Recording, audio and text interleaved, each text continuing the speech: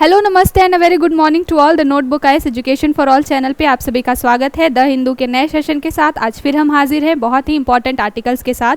बहुत सारे न्यूज़ है, नेशनल इंटरनेशनल, देखेंगे उसको कौन सा न्यूज़ किस पेपर से रिलेटेड है आपके। जैसा कि मैं हर रोज़ बताती हूँ वैसे आज भी हम पूरा डिस्कस करेंगे। साथ के साथ हम अपने इंपॉर्टेंट हाईलाइट्स देखेंगे, उसमें क्या न्यूज़ क्या फैक्ट दिया गया ये भी देखेंगे, और बैकग्राउंड में आपसे पीटी में कैसे प्रश्न पूछे जाते हैं उसको भी हम देखेंगे। तो इन डिटेल बहुत ही एक होलिस्टिक तैयारी आज आपकी होने वाली है। तो बिना वक्त गवाए चलिए शुरू करते हैं। सबसे पहले देखते हैं आज के इंपॉर्टेंट हाइलाइट्स। तो आज सबसे पहले इंपॉर्टेंट हाइलाइट्स क्या है। पहला है आपका discussed peace formula with India Ukraine foreign minister. अभी यूक्रेन के जो फॉरेन मिनिस्टर हैं वो इंडिया के 2 दिन के विजिट पे थे और उन्होंने इंडिया और यूक्रेन को साथ में लेकर के बायलैटरल क्या आगे हमारे वे फॉरवर्ड्स होंगे उस पर बात की। साथ के साथ में जो यूक्रेन और रशिया का वॉर चल रहा है उससे रिलेटेड जो ग्लोबल एक पीस, एक शांति कैसे स्थापित की जाए इस पर वार्ता करने के लिए इंडिया से क्या किया है, रिक्वेस्ट की है कि वो दोनों देशों के बीच में मीडिएटर का काम करे। तो क्या है न्यूज़ उसको देखेंगे। साथ के साथ ये ग्लोबल पीस फार्मूला क्या है यूक्रेन का उसको भी हम देखेंगे।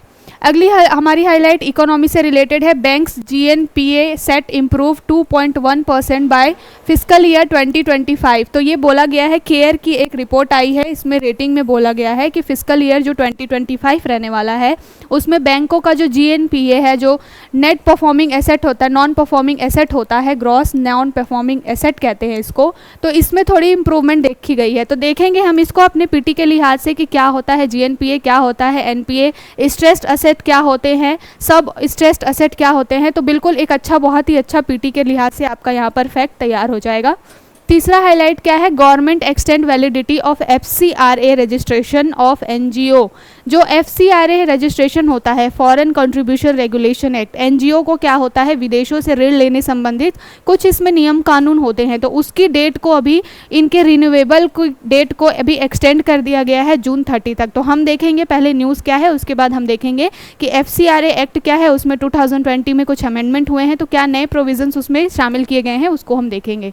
अगली हमारी न्यूज़ है जैम, GEM में ऑफर वर्क्स कॉन्ट्रैक्ट्स। तो ये जो जैम है वो गवर्नमेंट ई मार्केट प्लेस है जहाँ पर ऑनलाइन क्या होता है, जो भी बिक्री होती है या जो भी ऑक्शन होता है या फिर क्या कहना चाहिए नीलामी होती है कॉन्ट्रैक्ट्स वगैरह से रिलेटेड, वो सब क्या है एक तरीके का पोर्टल है जहाँ पर ये सारे काम होते हैं। तो अभी उसमें बोला गया है कि जो कंस्ट्रक्शन वाली फील्ड है उसको भी जैम पोर्टल के तहत लाया जाएगा सो दैट और पारदर्शिता आ सके, ट्रांसपेरेंसी आ सके। तो देखेंगे हम इसको क्या है इसकी न्यूज़। अगला हाईलाइट है traders retailers must report weekly wheat stock. अभी क्या हुआ है इंडिया में जो वीट है, जो गेहूं है, उसके स्टॉक में कुछ कमी देखी गई है और जो गवर्नमेंट का प्रोक्योरमेंट होता है, गवर्नमेंट के पास जो स्टोरेज होता है उसमें भी कुछ कमी देखी गई है गेहूँ के रिगार्डिंग। तो इंडिया ने, जो सरकार है हमारी, उसने ये बोला है कि अब जिन सप्लायर के पास या जो ट्रेडर्स हैं उनके पास में जितना भी स्टॉक होगा उनको पूरा बताना पड़ेगा ऑनलाइन, या फिर गवर्नमेंट को ये नोटिफाई करना पड़ेगा कि उनके पास कितनी वीट है, क्या है, नहीं है। तो इससे क्या होगा, एक ट्रांसपेरेंसी आएगी। साथ के साथ क्या होता है, जब ये स्टॉक बहुत ज़्यादा बढ़ जाता है, मार्केट में सप्लाई कम हो जाती है, तो क्या होता है वो चीज़ें महंगी हो जाती है, तो खरीद फरोख्त जो है वो क्या होता है, इलीगल काम बहुत ज़्यादा होने लग जाता है, ब्लैक में चीज़ें बिकने लग जाती हैं। तो उसको रोकने के लिए गवर्नमेंट ने इन सारे ट्रेडर्स को, सप्लायर्स को बोला है कि अब उनको बताना पड़ेगा कि उनके पास कितना स्टॉक है। अगली जो हमारी न्यूज़ है ये कैंसर के दवाओं से रिलेटेड है। जो एस्ट्राजेनेका कंपनी है उसको CDSCO एक ड्रग नियामक कंपनी है जिसने क्या किया है, एस्ट्राजेनेका को अभी अप्रूवल दिया है कैंसर को ठीक करने के लिए। 2 टाइप के कैंसर है जिनको ठीक करने के लिए अभी एस्ट्राजेनेका एक दवाई पर काम कर रही है, तो इसको परमिशन दी गई है CDSCO के द्वारा। अब हम देखेंगे इससे रिलेटेड न्यूज़ क्या है, उसके बाद हम CDSCO के बारे में देखेंगे कि CDSCO क्या है, कैसा संगठन है ये, इंडिया में क्या काम करता है।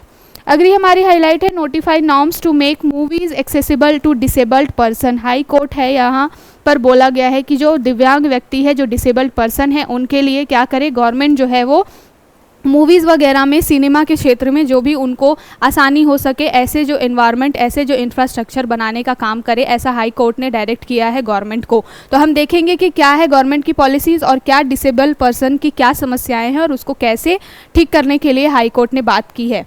अगली हाईलाइट है bank accounts can not be frozen under UAPA without satisfaction of funds.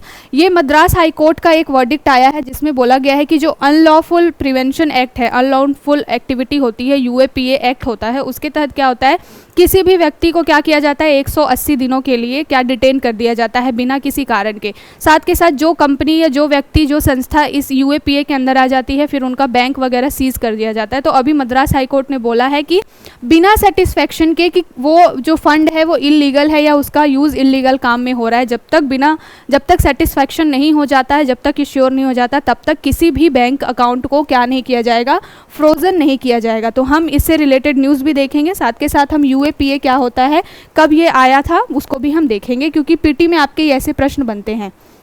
अगली जो हमारी हाईलाइट है वो क्या है, following UN veto Russia says big powers need to stop struggling North Korea. North Korea के पक्ष में अभी यूएस जो रशिया है उसने बात की है। यूनाइटेड नेशन की जो सिक्योरिटी काउंसिल है वहाँ की बैठक हुई है, वहाँ पर रशिया ने वीटो कर दिया है नॉर्थ कोरिया के लिए। सभी को पता है कि नॉर्थ कोरिया जो है वो अलग थलग ही रहता है, जो यूएसए हो गया या फिर अन्य जो कंट्रीज़ हो गई वो उसको क्या करती है, हमेशा बाइकआउट करती हैं, क्योंकि वो बहुत ज़्यादा मैसिव लेवल पर न्यूक्लियर जो भी परीक्षण वगैरह करता रहता है। तो उसके रिगार्डिंग रशिया ने बात की है कि ये सही नहीं है कि नॉर्थ कोरिया को हर जगह से बाइकआउट कर दिया जाए, थोड़ा उनके भी पक्ष सुनो। और फिलहाल रशिया ने उनके फेवर में वीटो किया है, तो थोड़ा सा हम इसके बारे में भी देखेंगे।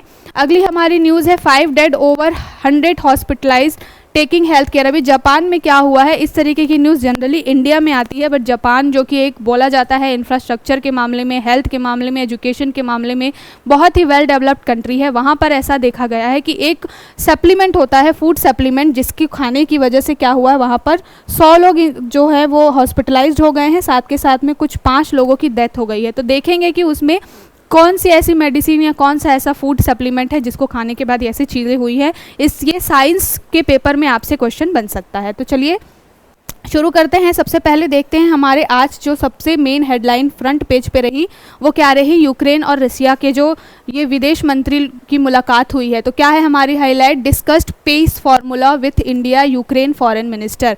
अभी यूक्रेन के फॉरेन मिनिस्टर जी हैं इंडिया की 2 दिन की विजिट पे, और जब वो आए थे उसके 2-4 दिन पहले ही उन्होंने एक वीडियो जारी किया था, सबने देखा होगा। उनने उस वीडियो में गांधी जी को कोट करते हुए, गांधी जी के अहिंसा वाली नीतियों को कोट करते हुए इंडिया से ये रिक्वेस्ट की थी कि क्या करे, इंडिया जो है रशिया और यूक्रेन के वॉर में क्या करे, एक मीडिएटर का काम करे। उन्होंने एक तरीके से एक बहुत ही इमोशनल मैसेज जो है वो छोड़ा था इंडिया के लिए, क्योंकि वो 2 दिन बाद आने वाले थे इंडिया, तो उन्होंने सोचा कि एक जो है इमोशनली इंडिया को थोड़ा सा मोटिवेट कर दिया जाए, सो दैट उनकी सारी बातों को सुना जाए। तो ये पूरा थोड़ा मुद्दा था।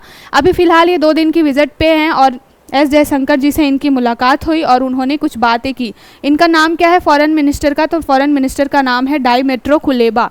जो यूक्रेन के फॉरेन मिनिस्टर हैं उनका नाम है डाइमेट्रो कुलेबा, और ये हमारे रशिया के जो रशिया और यूक्रेन का वॉर हो रहा है उसको पीस फार्मूला, उसकी शांति स्थापित करने की बात करने के लिए इंडिया में आए हैं। साथ के साथ में जो इंडिया और यूक्रेन के बीच बायलैटरल जो द्विपक्षीय व्यापार है उसको किस दिशा में आगे लेकर चलना है, इस पर भी इन्होंने बात की। तो सारी चीज़ें तो बैकग्राउंड में चल रही हैं। रशिया और यूक्रेन के वॉर के बीच में भी हम रशिया के साथ भी अपना मीडिएशन के साथ काम कर रहे हैं, साथ के साथ हम यूक्रेन की तरफ भी टाइम पे जो भी सपोर्ट है वो हम देते रहते हैं। हमने किसी भी कंट्री का फेवर नहीं किया या हम किसी भी कंट्री के अगेंस्ट गए हैं। साथ के साथ इंडिया और यूक्रेन का जो बायलैटरल ट्रीटी वगैरह है वो काफ़ी टाइम से चल रही है। इस पूरी बैठक में एक हाईलाइटेड मुद्दा क्या था, हाईलाइटेड मुद्दा था ग्लोबल पीस समिट को लेकर के। अभी जो स्विट्जरलैंड में ग्लोबल पीस समिट होने वाली है, और ग्लोबल पीस समिट में क्या बात होने वाली है, यूक्रेन और रशिया के वॉर को कैसे रोका जाए। मैंने कुछ 1 हफ्ते पहले एक न्यूज़ डिस्कस की थी जिसमें बताया था कि रशिया शांति के लिए तैयार है, लेकिन रशिया की एक डिमांड है कि अगर यूक्रेन और रशिया का जो बॉर्डर वाला एरिया है वहाँ पर 1000 किलोमीटर तक अगर यूक्रेन बोल दे कि हाँ हम इस क्षेत्र में बिल्कुल भी नहीं आएंगे, तब जाके इसी शर्त पर रशिया ने बोला है कि हम क्या करेंगे, शांति वार्ता स्थापित करेंगे। साथ के साथ ये भी बोला है कि यूक्रेन को हार माननी पड़ेगी, अपनी हार एक्सेप्ट करनी पड़ेगी, उसके बाद ही शांति पर बात हो पाएगी। तो अभी स्विट्जरलैंड में क्या होने वाला है, ग्लोबल पीस समिट होने वाला है, और ग्लोबल पीस समिट में क्या है, ये बात उठेगी रशिया और यूक्रेन को क्या है शांति स्थापित करने के लिए। और इंडिया कहीं ना कहीं बहुत ही इंपॉर्टेंट रोल रखता है, क्योंकि इंडिया और रशिया के संबंध बहुत अच्छे हैं। इस वजह से सभी देशों की निगाहें इंडिया की तरफ है कि इंडिया क्या कर सकता है, इसमें मीडिएटर का काम कर सकता है। इसीलिए फिलहाल अभी यूक्रेन के ये जो एक्सटर्नल मिनिस्टर हैं कुलेबा जी, वो आए हुए हैं और उन्होंने यही बात की है कि जो अगला ग्लोबल पीस समिट होने वाला है वहाँ पर इंडिया जाएगा, तो इंडिया क्या करे, एक मीडिएटर का काम करे और इंडिया और रशिया और यूक्रेन के बीच वॉर हो रहा है उसको रोकने के लिए कुछ अपने काम करें। तो ये तो थोड़ी न्यूज़ थी, फ्रंट पेज पे थी, इसलिए हमने इसको डिस्कस की। हमारा आज का बहुत ही इंपॉर्टेंट जो न्यूज़ है वो ये है, जिससे हम पीटी के लिहाज से बहुत ही इंपॉर्टेंट आपके क्या करेंगे, फैक्ट्स तैयार करेंगे। ये जो पूरा टॉपिक है ये आपके जीएस पेपर 3 में इकोनॉमी वाले सेक्टर से लिंक करेगा, जिसमें हमको क्या पता चलता है, इकोनॉमी को बूस्ट करने के लिए, चलाने के लिए बहुत सारे टर्म्स एंड कंडीशंस होते हैं, साथ के साथ में कुछ बैंकिंग से रिलेटेड टर्म्स होते हैं, रेगुलेशंस होती हैं, जीएनपीए, एनपीए, इन सब से आपके प्रश्न बनते हैं। आपने प्रीवियस ईयर पेपर देखा होगा, तो इसलिए हम इसको यहाँ पर बहुत ही डिटेल से चर्चा करेंगे। तो एक बहुत अच्छा जो है कॉन्सेप्ट क्लैरिटी आपको मिलेगी। सबसे पहले हाईलाइट देख लेते हैं क्या है, banks GNPA set to improve to 2.1% by fiscal year 2025। तो जो जीएनपीए है बैंकों का वो क्या है, 2.1% इम्प्रूव होने वाला है। कब तक, फाइनेंशियल ईयर 2025 तक। ये केयर की एक रिपोर्ट है, केयर रेटिंग एजेंसी है जिसकी एक रिपोर्ट आई है जिसमें ये सारी चीज़ें बताई गई है। अब ये पूरा जो हाईलाइट है उससे हमको एक टर्म मिल गया जीएनपीए। आपके एग्जाम में क्या होता है, इकोनॉमी में स्पेशली टर्म्स से जो है प्रश्न बनते हैं। साथ के साथ हम ये देखेंगे कि जीएनपीए या एनपीए के बढ़ने से या घटने से इंडियन इकोनॉमी में क्या इफेक्ट पड़ता है, साथ के साथ में गवर्नमेंट की पॉलिसीज पे इसका क्या इफेक्ट पड़ता है। तो सबसे पहले हम देखते हैं कि जीएनपीए होता क्या है। जीएनपीए क्या होता है, जो एनपीए होता है, एनपीए क्या होता है कि मान लीजिए किसी बैंक ने एक व्यक्ति को लोन दिया और उस व्यक्ति को लोन दिया गया। जब लोन दिया जाता है तो बैंक ऐसे तो लोन देती नहीं है, कुछ उसके बदले में कुछ सिक्योरिटी रखती है। जैसे कि कोई व्यक्ति अपनी ज़मीन के कागज़ या अपनी उसकी जितनी भी प्रॉपर्टी वगैरह है उससे रिलेटेड कुछ भी दस्तावेज, कुछ भी चीज़ें बैंक के पास रखती है और बैंक उसके बदले में क्या देती है, उसको लोन देती है। लेकिन जब उस लोन की रिकवरी नहीं हो पाती है बैंक के पास, चाहे वो ब्याज हो चाहे वो मूल हो, मान लीजिए कि जो प्रिंसिपल अमाउंट दिया गया वो हो, चाहे उस पर जो इंटरेस्ट है वो, अगर इन दोनों में से कोई भी एक चीज़ अगले 90 डेज तक रिकवर नहीं हो रही है, 90 दिन यानी कि 3 महीने तक बैंकों को रिकवर नहीं हो रही है, तो ऐसे असेट या ऐसी संपत्ति को क्या करती है, बैंक डाल देती है उसको एनपीए के अंदर। तो एनपीए का फुल फॉर्म क्या होता है, non performing asset. Non performing कहने का मतलब क्या है कि उससे कोई भी अब रेवेन्यू या कोई फ़ायदा, कोई भी बेनिफिट बैंक को नहीं मिल रहा है। सबसे पहला कॉन्सेप्ट तो ये समझिए एनपीए का क्या होता है। जब भी कोई लोन देता है बैंक किसी व्यक्ति को, तो उस असेट की अगर क्या हो, उस पर 3 महीने तक या 90 दिनों तक अगर ब्याज नहीं मिल रहा है या फिर उसका मूल भी रिकवर नहीं हुआ, तो ऐसे असेट को डाल दिया जाता है एनपीए में। और ये जब धीरे धीरे बढ़ता जाता है तो इसकी 3 कैटेगरी है जिसको आगे हम डिस्कस करेंगे, जिसमें आता है आपका सब स्टैंडर्ड एनपीए, डबल जो आपका डाउटेबल होता है, साथ के साथ में लॉस असेट होता है। तो ये जो असेट है जब इनकी टाइम लिमिट और बढ़ने लगती है तब क्या होता है, इसको 2-3 अन्य कैटेगरीज में डाल दिया जाता है। फिलहाल जीएनपीए में क्या होता है, जितने भी इस टाइप के एनपीए असेट बैंक के पास में होते हैं, मान लीजिए एक व्यक्ति ने खरीदा, एक व्यक्ति ने लोन लिया, ऐसे तो कई सारे व्यक्ति, कई सारे लोग हैं जो बैंकों से ऋण लेते हैं। तो जो भी असेट या जो भी आप कह लीजिए जो भी परिसंपत्ति है बैंकों की, वो एनपीए के कैटेगरी में चली जाती है। जब उन सब को जोड़ दिया जाता है, मर्ज कर दिया जाता है, तो क्या निकलता है, ग्रॉस एनपीए निकलता है, यानी कि सकल एनपीए निकलता है। तो ग्रॉस नॉन परफॉर्मिंग एसेट में क्या होता है, ऐसी परिसंपत्तियां होती हैं, ऐसे ऋण होते हैं जो क्या है बहुत लंबे समय तक, 3 महीने तक कोई भी परफॉर्मेंस, कोई भी बेनिफिट नहीं दे रहे हैं बैंकों को, ना उस पर ब्याज प्राप्त हो रहा है, ना उस पर मूलधन उसका प्राप्त हो रहा है। तो ये सारी चीज़ों को जब हम जोड़ देते हैं ऐसी परिसंपत्तियों को, तो क्या बनता है, जीएनपीए बनता है। ये आपको बहुत ही आसान शब्दों में समझाने के लिए ये बात थी।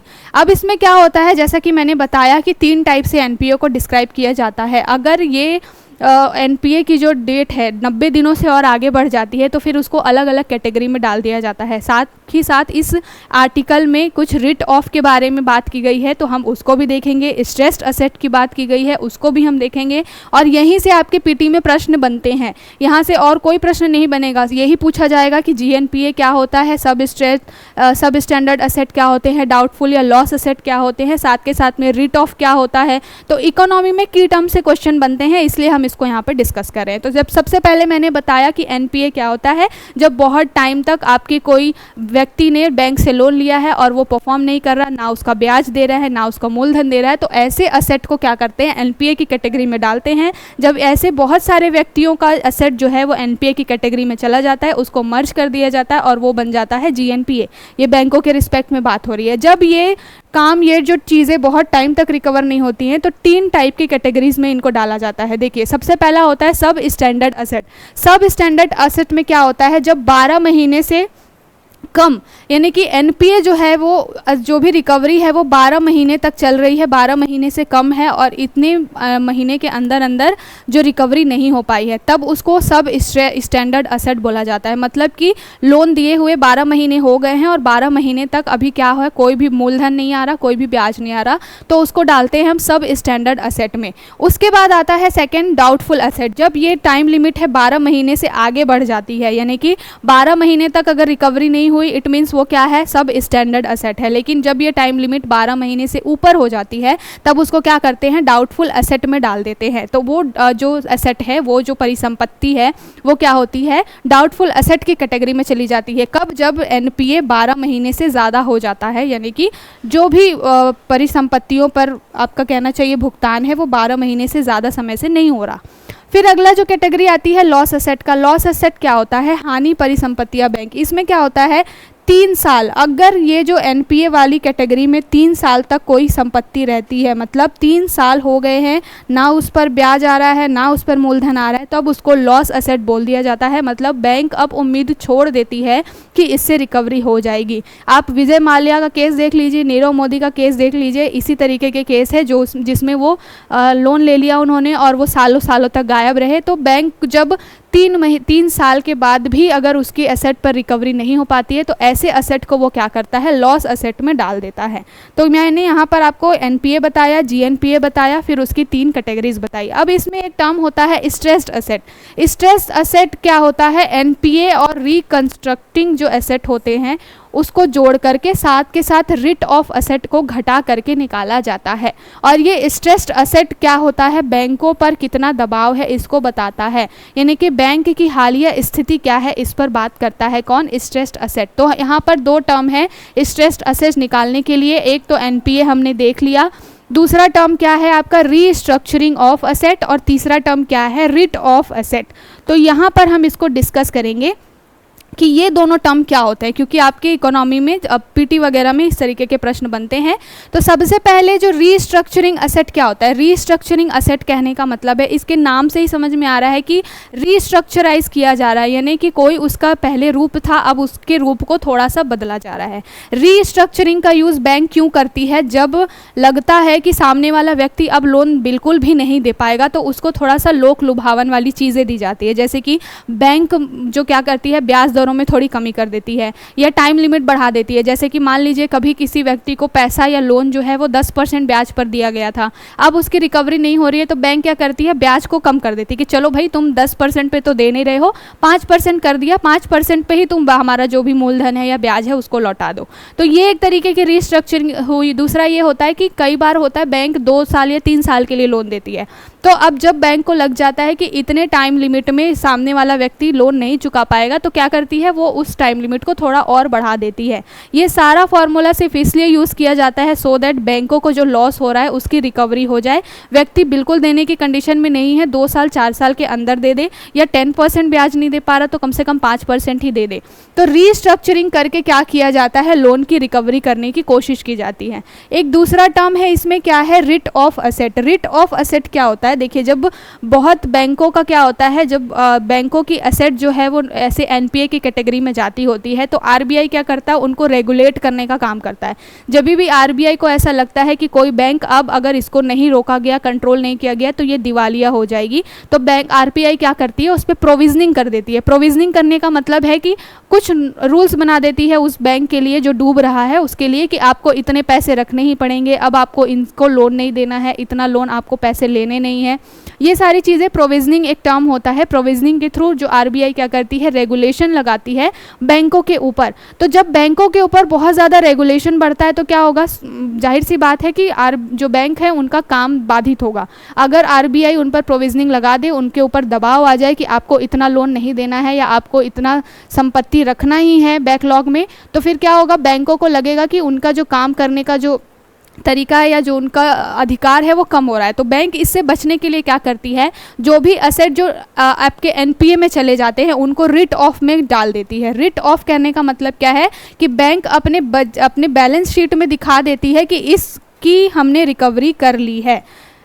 ऐसा बैंक अपने बैलेंस शीट में दिखाती है कि हम इस असेट की रिकवरी क्या है अन्य माध्यमों से कर रहे हैं, लेकिन अभी इसकी रिकवरी हुई नहीं है। ये बैंक सिर्फ और सिर्फ अपने बैलेंस शीट को क्लियर करने के लिए, सो दैट वो आरबीआई की प्रोविजनिंग से बच जाए, इसके लिए बैंक क्या करती है, अपने जो एनपीए होते हैं उसको रिट ऑफ कैटेगरी में डाल देती है। अब ये रिट ऑफ का क्या नेगेटिव इफेक्ट पड़ता है कि बैंक एक्चुअली में तो डूब रहा है लेकिन अपनी बैलेंस शीट को उन्होंने साफ दिखा दिया है। तो क्या होता है कि एक टाइम के बाद क्या होता है, वो बैंक डूब जाता है, बहुत ही दिवालिया कंडीशन हो जाती है और बैंकों में जिन भी व्यक्तियों का खाता होता है या जिन व्यक्तियों ने पैसा जमा किया हो जाता है वो भी डूब जाते हैं। तो एक क्राइसिस वाली स्थिति आ जाती है। तो इसमें बात की जाती है कि ये जो रिट ऑफ है इसको कम किया जाए। बैलेंस शीट सुधारने के लिए क्या है, बैंक इस तरीके की चीज़ों का प्रयोग कम से कम करे। तो स्ट्रेस्ड असेट की गणना कैसे की जाती है, इन्हीं एनपीए प्लस रीस्ट्रक्चरिंग असेट कितनी है उस बैंक की, साथ के साथ रिट ऑफ असेट कितनी है, इन सब को कैलकुलेट करके स्ट्रेस्ड असेट निकाला जाता है। अब ये स्ट्रेस्ड असेट का क्या और एनपीए का क्या नेगेटिव इफेक्ट पड़ता है, अगर एनपीए बहुत ज़्यादा बढ़ रहा है किसी बैंक का तो उसको अर्थव्यवस्था में कुछ साइड इफेक्ट देखने को मिलेंगे। जैसे कि अगर मान लीजिए किसी बैंक ने दिखाया कि उनका स्ट्रेस्ड असेट या एनपीए बहुत ज़्यादा है, तो फिर दूसरे जो इन्वेस्टर है उनके बैंक में इन्वेस्ट नहीं करेंगे, तो हमारे यहाँ पर क्या होगा, निवेश की कमी हो जाएगी। साथ के साथ में जो मार्केट होता है उसमें क्या होता है, इम्बैलेंस वाली चीज़ आ जाएगी, है ना। इसका इफेक्ट जो गवर्नमेंट के पॉलिसीज़ पर क्या पड़ता है कि गवर्नमेंट को क्या होगा, अगर इस तरीके की एनपीए और स्ट्रेस्ड असेट बढ़ते हैं तो राजकोषीय घाटा जो होता है वो गवर्नमेंट का बहुत ज़्यादा बढ़ जाता है। तो ये कुछ टर्म्स थे, हमने स्टार्ट किया था एक हाईलाइट से, एक हेडलाइन से, जो बात कर रहा था कि जो हमारे यहाँ पर 2.1% का भी ग्रॉस नेशनल एनपीए जो होने वाला है, और हमने पूरा उसके बैकग्राउंड में जाकर के जो भी आपके एग्जाम से रिलेटेड क्वेश्चन बन सकते थे यहाँ पर हमने डिस्कस किया। अब आई होप, मुझे नहीं लगता कि आपको इस टॉपिक से रिलेटेड कोई भी कन्फ्यूज़न रहा होगा, क्योंकि जितने भी की टर्म्स हैं इस टॉपिक से रिलेटेड आपके एग्जाम में प्रश्न बनेंगे उस सभी को हमने यहाँ पर क्या कर लिया, चर्चा कर ली। ठीक है, तो अब चलते हैं हमारे नए आर्टिकल, अगले आर्टिकल की तरफ। इसमें क्या बोला गया है, government extend validity for FCRA registration of NGO still June 30। तो एफसीआरए एक होता है फॉरेन कंट्रीब्यूशन रेगुलेशन एक्ट होता है। इसमें क्या होता है, जितने भी हमारे यहाँ एनजीओज होते हैं ना, जो नॉन गवर्नमेंटल ऑर्गेनाइजेशंस होते हैं, उनको क्या होता है, विदेशों से पैसा लेने के लिए क्या किया जाता है, एफसीआरए के अंदर रजिस्टर होना पड़ता है। अभी हाल ही में एफसीआरए को 2020 में संशोधन किया गया था। ये एक्ट जो है वो पहले 1976 का था, फिर उसका 2010 में उसमें संशोधन किया गया और फाइनल जो है अभी लेटेस्ट 2020 में संशोधन किया गया था एफसीआरए में।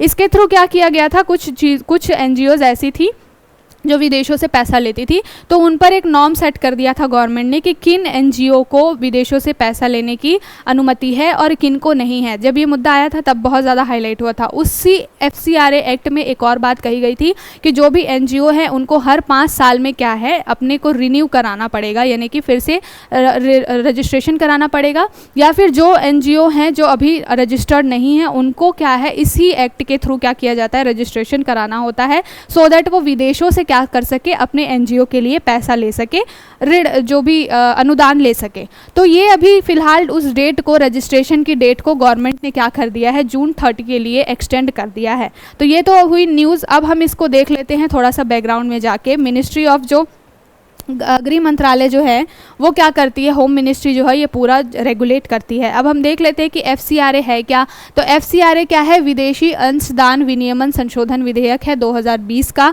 और ये 2010 के एक्ट में संशोधन करता है। इसमें क्या बात की गई है कि जो भी एनजीओ है या जो भी व्यक्ति है जो विदेशों से पैसा ले रहे हैं, उनके पास में कुछ आधार या दस्तावेज होने चाहिए जिसके थ्रू वो क्या कर सकते हैं, अपने आप को रजिस्टर करा सकते हैं एफसीआरए के अंदर। और एफसीआरए में जब तक रजिस्ट्रेशन रजिस्ट्रेशन नहीं होगा तब तक ऐसे व्यक्तियों को विदेशों से चंदा लेने की मनाही होगी। तो मतलब अगर विदेशों से चंदा लेना है, डोनेशन लेना है, तो FCRA में क्या होना पड़ेगा, रजिस्टर होना पड़ेगा। दूसरी बात यह है कि इस FCRA एक्ट में एक चीज़ मैंडेटरी की गई है कि उन्हीं व्यक्तियों या उन्हीं NGOs को क्या मिलेगा, डोनेशन मिलेगा विदेशों से जिनकी शाखा क्या हो, दिल्ली में SBI जो बैंक है उसमें उनकी एक शाखा होनी चाहिए। मतलब जिन भी NGOs को या जिन व्यक्तियों को विदेशों से पैसा लेना है उनका क्या होना चाहिए, दिल्ली का जो स्टेट बैंक का जो शाखा है वहाँ पर, ब्रांच है, वहाँ पर अकाउंट होना चाहिए, तभी जाके इनको क्या मिलेगा, विदेशों से योगदान मिलेगा। साथ के साथ इस एक्ट में एक और बदलाव किया गया था और ये बदलाव करके बोला गया था कि जो भी डोनेशन आएगा उसका 20% तो आप प्रशासनिक चीज़ों में खर्च करो, जो भी आपका इंफ्रास्ट्रक्चर है या जो भी आपके डेवलपमेंट्स हैं, आपके अदर खर्चे हैं उसमें खर्च करेंगे, लेकिन 80% जितना कंट्रीब्यूशन आएगा उसको आपको उसी काम के लिए खर्च करना है जिस काम के लिए उस डोनेशन को लिया गया है। तो FCRA 2020 में ये संशोधन किया गया था। अभी फिलहाल क्या है उसमें एक और बात की गई है, जैसा मैंने पहले बताया कि हर 5 साल के अंदर क्या होना चाहिए, इसको रिन्यू कराना चाहिए। तो अभी उसी डेट को क्या किया है, गवर्नमेंट ने एक्सटेंड कर दिया है। अगर कोई NGO रिन्यू नहीं करा पाता है तो उनकी जो है क्या करना चाहिए, उनका रजिस्ट्रेशन निरस्त हो जाएगा और फिर वो विदेशों से लोन वगैरह या अनुदान वगैरह नहीं ले पाएंगे।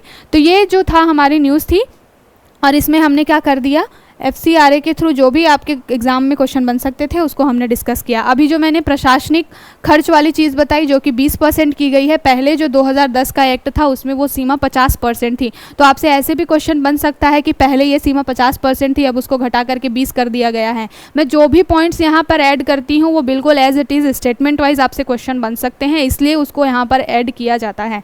तो जो भी अभी क्या चेंज किया गया है कि जो प्रशासनिक खर्च होगा, जो भी डोनेशन मिलेगा उसका 20% प्रशासनिक खर्च में और 80% जिस काम के लिए डोनेशन लिया गया है। सपोज कुछ NGO होते हैं जो केवल बच्चों के लिए काम करते हैं तो उनका 80% उन बच्चों के लिए जाना चाहिए। कुछ NGOs ऐसे होते हैं जो वृद्धों के लिए काम करते हैं तो उनका 80% वृद्धों की देखरेख के लिए ही जाना चाहिए। तो 80% काम डोनेशन उसी चीज़ के लिए यूज़ होगा जिस काम के लिए उसको लिया गया है। ये थोड़ी न्यूज़ थी और उसके हमने बैकग्राउंड को डिस्कस किया। अब अगला जो हमारा काम है वो ट्रांसपेरेंसी को लेकर के है। जेम में ऑफर वर्क्स कॉन्ट्रैक्ट्स। देखिए अभी क्या हुआ है, गवर्नमेंट का एक गवर्नमेंट मार्केट प्लेस पोर्टल है। ये एक तरीके का पोर्टल है जिस पर क्या किया जाता है, जितने भी खरीदारी है, जैसे कि कोई ट्रेडर्स होते हैं या टेंडर्स वगैरह आते हैं, उसको इस पोर्टल पर रजिस्टर करवा करके ऑनलाइन क्या किया जाता है, बिडिंग की जाती है। ऑनलाइन क्या होता है, ऑक्शन के थ्रू या फिर नीलामी के थ्रू गवर्नमेंट से टेंडर लिया जाता है। तो अभी उसमें जो हमारे गवर्नमेंट है, सेंट्रल गवर्नमेंट है, उसने बोला है कि इनमें क्या किया जाएगा। अभी तक ये अनाज वगैरह से रिलेटेड और गुड्स और सर्विसेज से रिलेटेड था। अब इसमें एक और चीज़ ऐड करी गई है कि जो कंस्ट्रक्शन यानी कि बिल्डिंग वगैरह बनाने वाले जो भी टेंडर्स हैं उनको भी अब जेम पोर्टल के अंदर शामिल किया जाएगा। तो क्या है इसमें, क्या होगा, फ़ायदा ये होगा कि ट्रांसपेरेंसी बढ़ेगी। साथ के साथ में गवर्नमेंट ने ये बोला है कि जो इस तरीके की नीलामी होती है उसमें क्या होता है कि जब अगर ऑफलाइन या पेपर वर्क के इतर कोई काम होता है तो उसमें 6 महीने लग जाते हैं किसी भी टेंडर को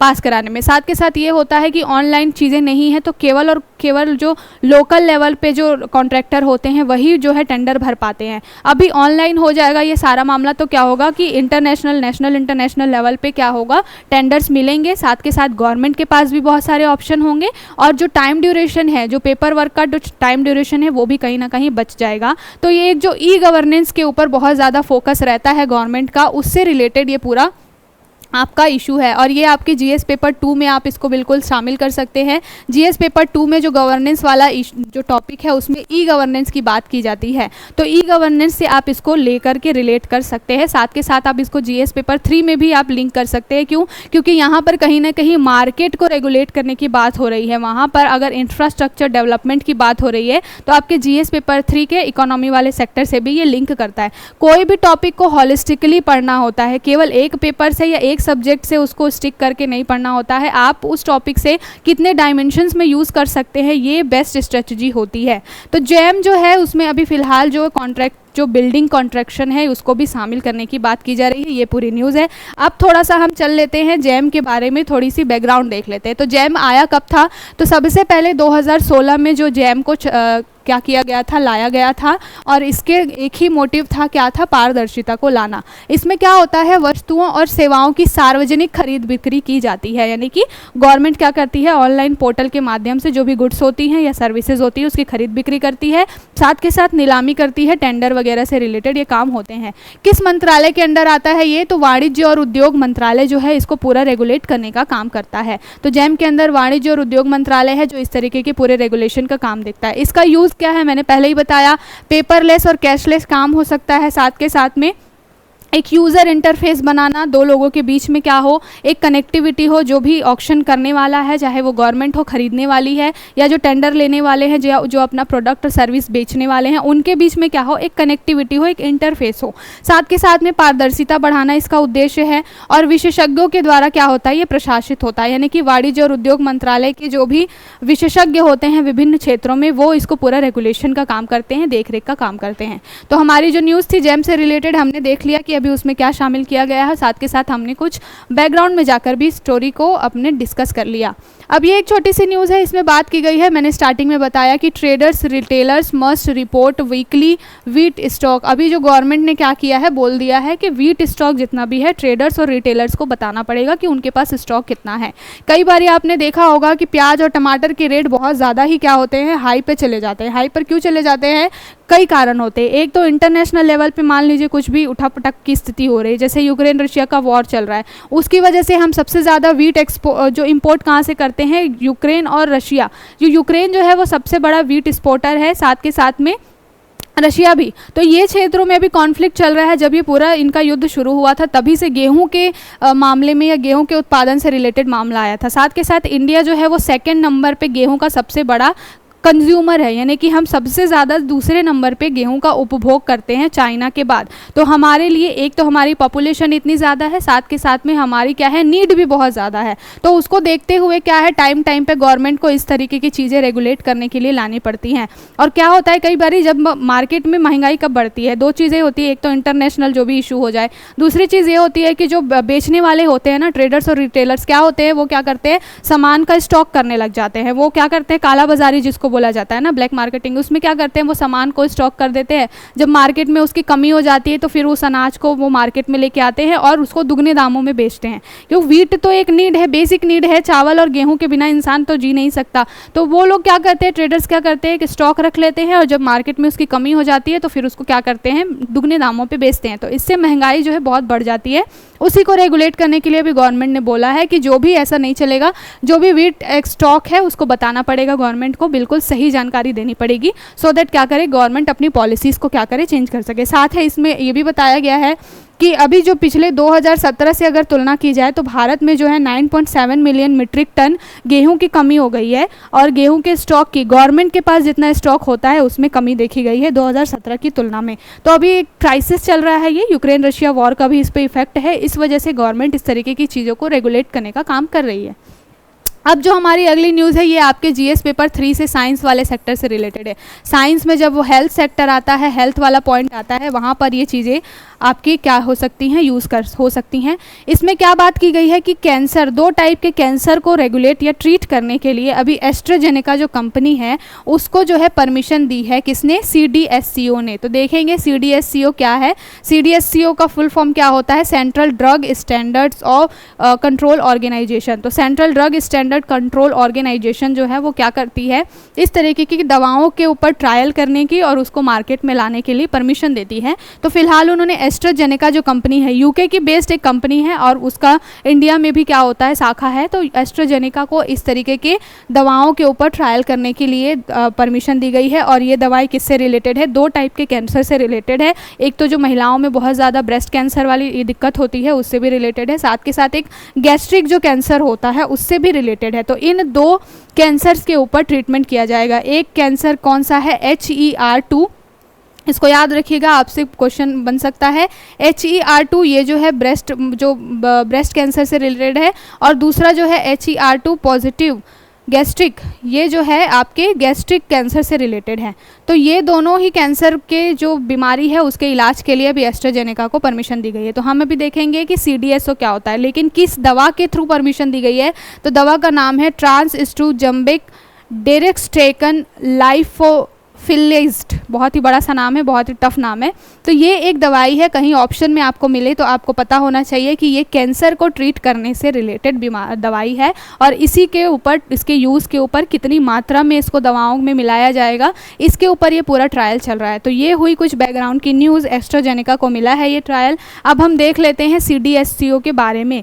तो CDSCO की स्थापना कब हुई है? ये 1940 में स्थापित हुआ है। स्वास्थ्य और परिवार कल्याण मंत्रालय, यानी कि जो इंडिया की हेल्थ मिनिस्ट्री है उसके अंडर ये आता है। ये काम क्या करता है? जो भी औषधि है, यानी कि दवाएं जो है, साथ के साथ में जो कॉस्मेटिक्स हैं, प्रसाधन सामग्रियां हैं, उन दोनों को रेगुलेट करने का काम करता है। साथ के साथ में अगर नई कंपनियों को लाइसेंसिंग देनी है, क्लिनिकल ट्रायल के लिए परमिशन देनी है, और जो भी दवाओं के लिए स्टैंडर्ड क्या होना चाहिए, ये सब तय करने का काम किसका होता है? CDSCO का होता है।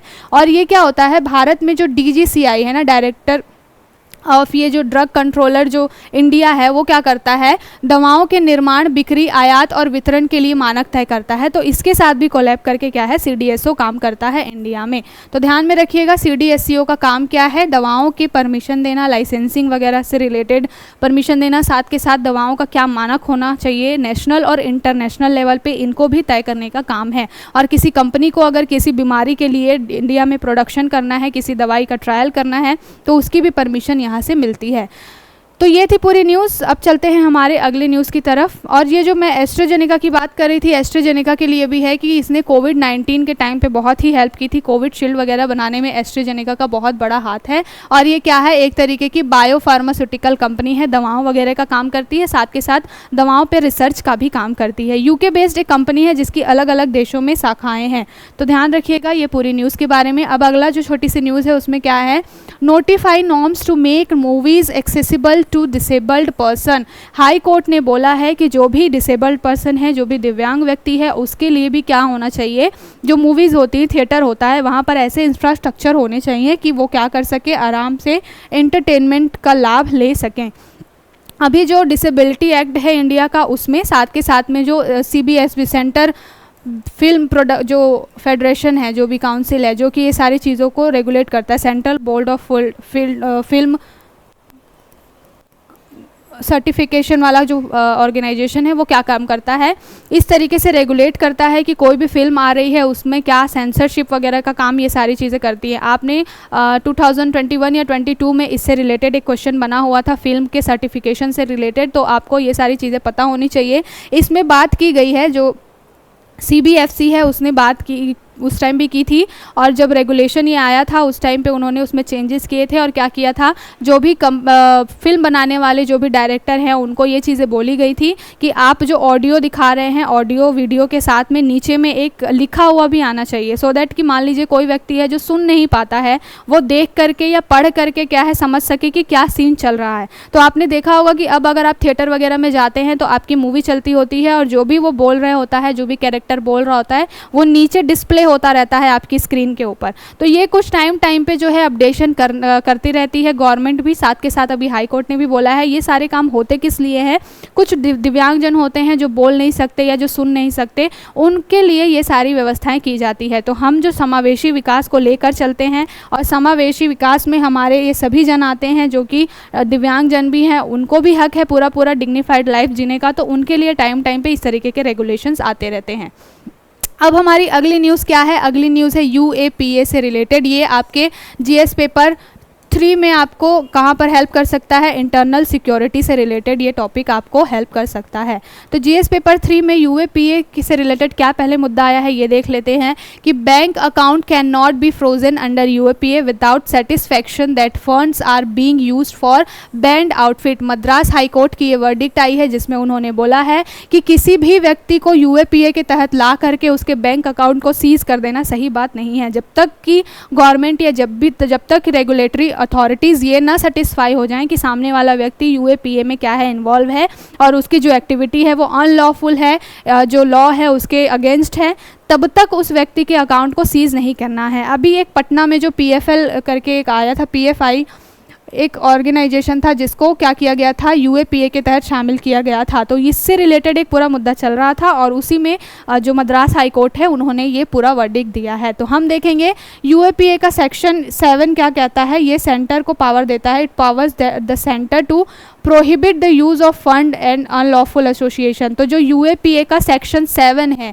यूएपीए एक्ट का सेक्शन 7 है, ये क्या करता है, सेंटर को, सेक्शन 7 क्लॉज 1 सेंटर को ये अथॉरिटी देता है केंद्र को कि वो क्या कर सकते हैं, ऐसे व्यक्तियों का जिनके रिगार्डिंग यूएपीए के तहत मामला दर्ज है, उनका ये बैंक अकाउंट सीज कर देते हैं। तो ये पूरा सेक्शन याद रखिएगा और इसी के तहत बात की गई है कि इस तरीके की एक्टिविटी नहीं करनी चाहिए। ये किसका एक्ट वायलेशन है, तो आर्टिकल 14 यानी कि जो समानता का अधिकार है उसका वायलेशन है, ऐसा हाई कोर्ट ने बोला है। साथ के साथ में आर्टिकल 21, तो दो आपके यहाँ पर आर्टिकल भी जुड़ गए इस एक्ट से। तो आर्टिकल 21 और आर्टिकल 14 यानी कि जीवन जीने की स्वतंत्रता और समानता का जो अधिकार है उसका ये हनन है, अगर बिना किसी जांच के, बिना सेटिस्फेक्शन के हम क्या कर रहे हैं, किसी व्यक्ति के बैंक अकाउंट को सीज कर रहे हैं, उसके पैसे का उसको यूज़ करने से रोक रहे हैं। तो ये पूरा मुद्दा आया है, हमने सेक्शन देख लिया। अब हम थोड़ा सा यूएपीए के बारे में देख लेते हैं। तो यूएपीए का फुल फॉर्म क्या है, अनलॉफुल एक्टिविटीज़ प्रिवेंशन एक्ट, यानी कि गैर कानूनी गतिविधियाँ रोकथाम अधिनियम। आया कब था ये, 1967 में ये पहली बार आया था। और ये काम क्या करता है, जो भी ऐसी एक्टिविटीज़ होती हैं जो क्या करें, देश में अराजकता फैलाने का काम करे या किसी तरीके से आतंकवादी वो संगठन से जुड़े हों, देश की संप्रभुता को क्षति पहुंचाए या फिर नेशनल इंटरनेशनल लेवल पे क्या करें, रिश्तों को ख़राब करे देशों के साथ में, तो ऐसे व्यक्तियों को इस एक्ट के तहत क्या कर दिया जाता है, डिटेन कर दिया जाता है। और लगभग 180 डेज तक बिना किसी बात के, बिना किसी दस्तावेजीकरण के क्या किया जा सकता है, व्यक्ति को डिटेन करके जेल में रखा जा सकता है। तो कहीं ना कहीं इसका कभी कभी गलत भी यूज़ होता है, मिसयूज़ भी होता है, ये भी कंसर्न रहता है। तो फिलहाल इसी को ध्यान में रखते हुए हाई कोर्ट ने बोला है कि इस तरीके के मामले में बैंक वगैरह सीज करना आपका लास्ट ऑप्शन होना चाहिए जब तक आप सेटिस्फाइड ना हो जाए। इसकी पूरी जांच कौन करता है, तो एनआईए जो है, राष्ट्रीय जांच एजेंसी है, वो इसके बारे में पूरी जांच करती है और देश भर में इस तरीके की एक्टिविटीज़ को रोकने का काम करती है। तो ये साथ के साथ इसमें मैंने पहले ही बताया कि संदिग्धों को बिना किसी आरोप या मुकदमे के, अगर किसी व्यक्ति पर केवल संदेह है तो भी उस व्यक्ति को इसके तहत क्या किया जाता है, 180 डेज के लिए डिटेन कर दिया जाता है। तो कहीं ना कहीं इसका मिसयूज़ भी होता है। ये है पूरी न्यूज़ पूरा यूएपीए से रिलेटेड।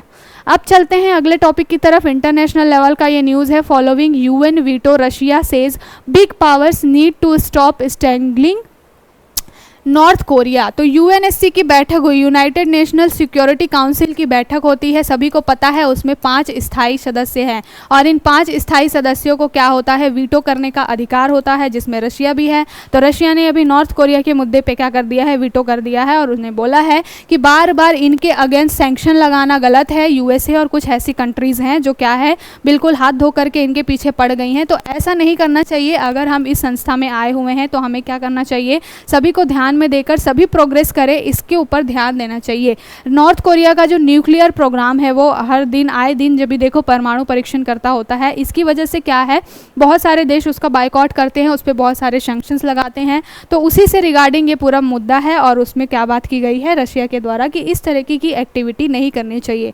अब एक अगली न्यूज़ ये जो है जापान से रिलेटेड है, इंटरनेशनल लेवल की एक न्यूज़ है, लेकिन इसमें जो सप्लीमेंट या जिस दवाई या जिस फूड कलर का यूज़ किया गया है वो कहीं ना कहीं आपके एग्जाम में पूछा जा सकता है। तो इसलिए हम इसको यहाँ पे डिस्कस कर रहे हैं। इसमें क्या बोला गया है, 5 dead over 100 hospitalised after taking health supplement in Japan. तो हेल्थ सप्लीमेंट जो जापान में मिलता है, जो दवाइयाँ मिलती हैं, हेल्थ सप्लीमेंट्स मिलते हैं, उसमें कुछ ऐसे पदार्थ या कुछ ऐसे तत्व पाए गए हैं जिनका यूज़ करने की वजह से क्या हुआ है, जापान में 5 लोगों की डेथ हो गई है और 100 जो लोग हैं वो क्या हो गए हैं, अभी फ़िलहाल हॉस्पिटलाइज्ड हैं।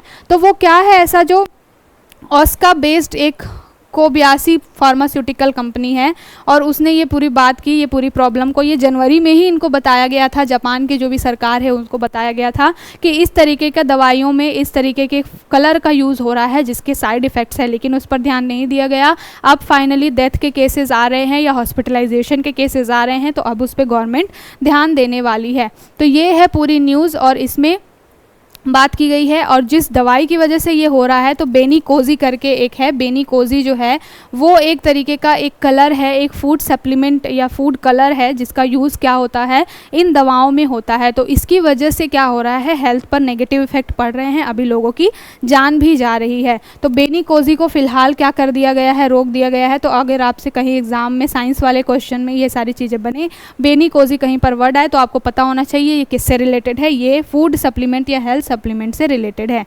तो ये थी आज की पूरी क्लास। आई हो इससे पहले कि हम क्लास ख़त्म करें, सबसे पहले जो नॉन सब्सक्राइबर्स हमारे यूज़र्स हैं उनसे रिक्वेस्ट है कि कृपया हमारे नोटबुक चैनल को ज़्यादा से ज़्यादा लाइक करें, शेयर करें और फर्स्ट ऑफ ऑल सब्सक्राइब करें।